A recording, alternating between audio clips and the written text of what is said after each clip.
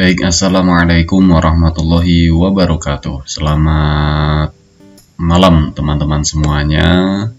Alhamdulillah pada hari ini kita berada di penghujung kegiatan mata kuliah perilaku organisasi dan perilaku konsumen ya. Mata kuliah perilaku organisasi dan konsumen. Nah, teman-teman, hari ini kita akan melakukan ujian akhir semester, namun ada beberapa hal yang perlu teman-teman ketahui bahwa ujian akhir semester saya adalah bersifat berbasis project. Projectnya adalah berupa mini riset, jadi teman-teman nanti akan melakukan penelitian kecil-kecilan, kira-kira begitu ya. Kenapa kok harus seperti ini Pak? Ya, karena ini adalah bagian dari bagaimana supaya teman-teman bisa memiliki ketajaman analisis di lingkungan teman-teman masing-masing. Tentu mini project ini saya sesuaikan dengan perkuliahan yang selama ini kita tempuh, kemudian juga sesuai dengan prodi teman-teman yaitu bisnis digital. Nah, langsung saja teman-teman, saya akan menyampaikan bahwa UAS kita mengambil tema mengenai analisis perilaku konsumen dalam membeli produk digital. Nah, penelitian ini bertujuan untuk mengetahui bagaimana persepsi, preferensi, dan kebiasaan konsumen, khususnya generasi digital, dalam melakukan pembelian produk digital seperti top-up game, langganan musik atau film, dan layanan lain-lainnya. Nah, untuk mengisi kuesioner ini kurang lebih membutuhkan waktu antara 5-7 menit saja, dengan syarat responden usia minimal 17 tahun dan tentu pernah membeli atau menggunakan produk digital minimal 1 kali dalam 6 bulan terakhir. Nah, baik teman-teman, sebelum saya membedah isi dari kuesioner ini, saya akan menjelaskan mengenai role dari UAS kita. Nah, UAS kita karena mengangkat tema analisis perilaku konsumen, berarti kita nanti akan melakukan 2 kegiatan. Kegiatan pertama yaitu, yang perlu teman-teman lakukan adalah 1. Wawancarai 20 responden konsumen yang pernah membeli produk digital. Ya, sekali lagi, wawancarai 20 orang responden konsumen yang pernah membeli produk digital. Sebenarnya penelitian seperti ini itu melakukan wawancaranya tidak hanya 20 responden saja ya, bisa sampai ratusan responden kira-kira, tapi karena ini latihan saja, jadi teman-teman cukup mewawancarai 20 responden yang yaitu orang yang pernah membeli produk digital. Nah, panduan kuesionernya nanti ada di link ini ya, ada di link ini. Link ini nanti akan saya bedah supaya teman-teman tahu. Gitu ya teman-teman ya. Itu untuk soal pertama. Ya, jadi nanti responden pertama silakan klik link ini. Setelah selesai submit, responden kedua klik link ini lagi untuk mengisinya. Responden ketiga klik link ini lagi, dan seterusnya sampai 20 responden yang Anda wawancarai. Gitu ya teman-teman ya. Kemudian setelah ini nanti melakukan wawancara 1 responden saja yang pernah membeli produk digital, menggunakan kuesioner kualitatif. Nah, kuesioner kualitatif ini berdasarkan variabel yang dikaji dalam link kuesioner kuantitatif ini teman-teman ya. Nanti saya jelaskan variabel yang dikaji apa saja. Nah, nanti hasil wawancara dari wawancara 1 responden ini ya, silakan ditulis apa adanya dengan format nama respondennya siapa, produk digital yang pernah dibeli apa, pertanyaan yang dikembangkan apa, jawaban responden apa. Tujuan dari soal nomor 2 ini adalah untuk menggali banyak informasi mengenai produk digital yang sudah mereka beli, begitu ya.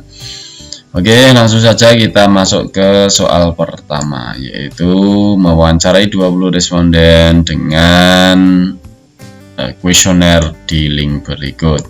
Coba kita lihat. Nah, ini adalah kuesionernya, teman-teman.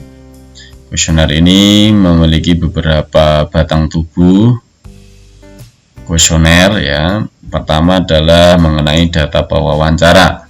Data pewawancara ini adalah berisi nama mahasiswa dan NIM mahasiswa. Berarti nama mahasiswa ini nama kalian sendiri, silakan diisi di sini.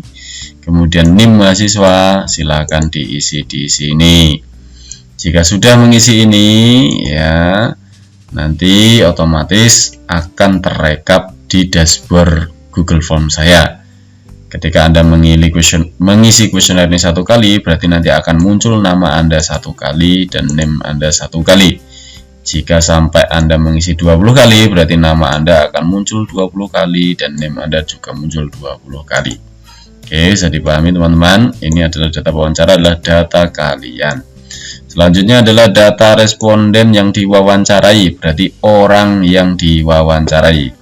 Untuk orang yang diwawancarai tidak perlu ditanyakan atau disimpan namanya karena ini sifatnya rahasia. Jadi data ini akan kita rahasiakan, tidak kita sebar ke mana-mana, sehingga data mereka tetap aman gitu ya. Untuk gender nanti bisa dipilih laki-laki atau perempuan ya. Ini data responden ya, yang diwawancarai usianya berapa, misalnya 26 sampai 30. Asal provinsinya mana ya, misalnya katakanlah Kalimantan Timur ya. Sekali lagi ini asal provinsi, memang sengaja saya perluas menjadi seluruh Indonesia supaya teman-teman ketika meminta bantuan teman untuk mengisi kuesioner ini, kawan-kawan yang ada di luar Jawa bisa juga mengisi ini ya. Tidak hanya khusus di Jawa Tengah, tapi bisa di provinsi lainnya. Kemudian produk digital apa yang paling sering dibeli oleh mereka? Nah, misalnya apakah aplikasi, konten digital, perangkat lunak, kursus online, game online, desain grafis, misalnya seperti Canva dan lain-lain, atau template ya. Template ini bisa template Excel, template PPT, macam-macam ya. Atau layanan online lainnya gitu ya teman-teman ya. Silahkan dipilih nanti pendidikan terakhirnya apa, misalnya pekerjaannya apa, katakanlah mereka adalah guru misalnya. Nah, pendapatan rata-ratanya berapa, misalnya 6 juta sampai 7.900.000 gitu ya. Ini batang tubuh kuesioner yang kedua, yaitu data responden. Sekarang kita lanjut ke batang tubuh ketiga, yaitu mengenai petunjuk umum pengisian kuesioner. Teman-teman, untuk mengisi kuesioner ini harap hati-hati membaca pernyataan-pernyataan yang ada di sini. Cara menjawabnya nanti akan ada pilihan angka. Angka 1 sangat tidak setuju, angka 2 tidak setuju, angka 3 ragu-ragu, angka 4 setuju, dan angka 5 sangat setuju. Gitu ya. Lanjut, setelah ini pastikan sebisa mungkin responden menghindari jawaban yang ragu-ragu ya. Ragu-ragu ini berarti orang yang nggak punya pendirian. Artinya kalau orang menjawab angka 3 berarti dia dianggap tidak punya pendirian, dia tidak tahu apakah dia tidak setuju atau setuju gitu ya. Usahakan menghindari jawaban ragu-ragu karena ini akan menjadikan jawaban mereka tidak berpihak kemanapun gitu ya.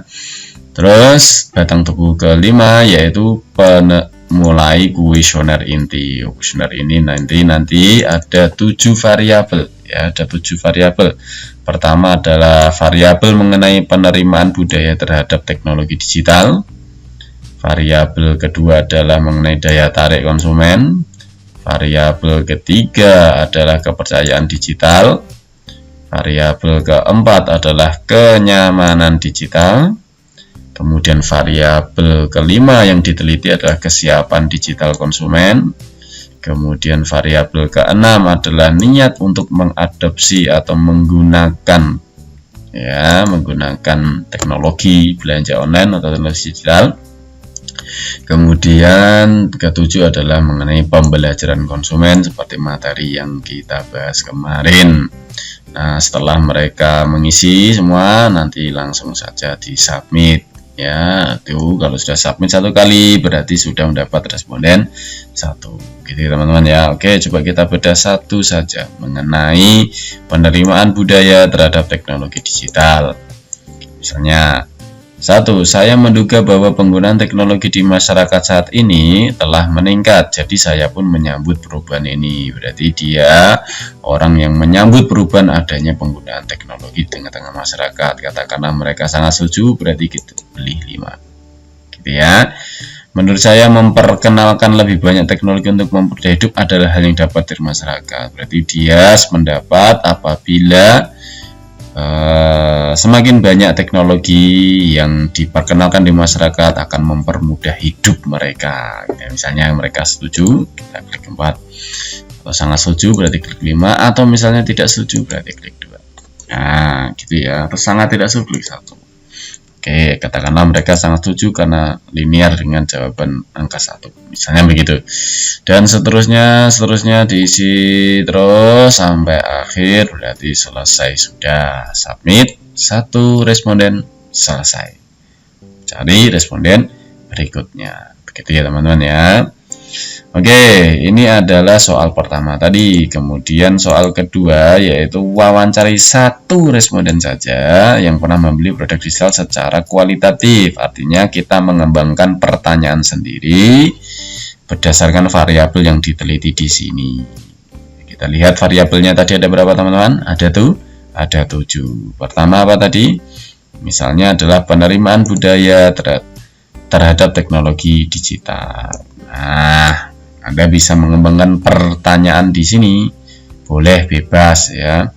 Misalnya Anda menanyakan kira-kira untuk di keluarga Bapak sendiri atau di masyarakat Bapak sendiri, bagaimana tanggapan mereka terhadap teknologi digital saat ini? Misalnya mereka jawab, oh ya mas, di sini sudah terbiasa sekali, bahkan di kampung-kampung anak-anak kecil sudah mulai menggunakan teknologi digital untuk kehidupan sehari-hari mereka. Contohnya apa Pak? Contohnya misalnya mereka mulai belajar online di ruang guru atau dimanapun, misalnya begitu. Nah, itu adalah